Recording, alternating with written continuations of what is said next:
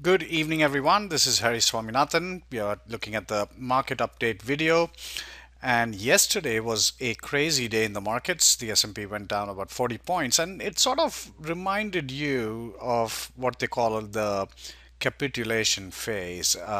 Everything was down. S&P was down 40 points. The Dow Jones almost 300 points, and the Nasdaq over 100. So with that kind of a price action, usually that signifies some kind of a bottom.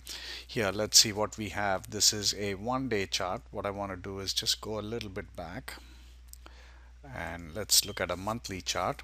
And here you can see this was yesterday, and the S&P was really down 1780 all the way down to 1732. So at the lowest point, it was down almost close to 50 points.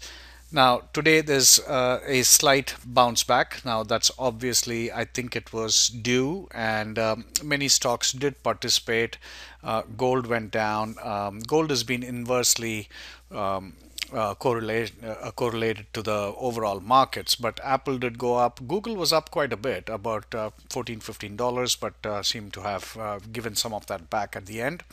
Priceline did quite well, and Baidu did well. Now, Baidu is supposed to report earnings, and I don't see any after hours price action, so must be some delay in that, so we'll have to see.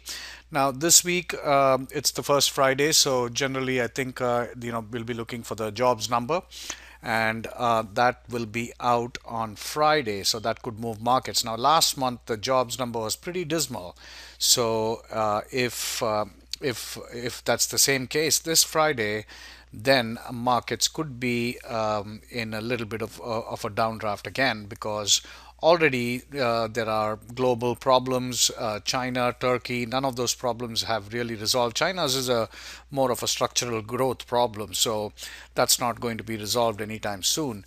Japan actually went down 4% today, so we are actually we did quite well considering all the factors, the S&P, but that was a good bounce was due at any time.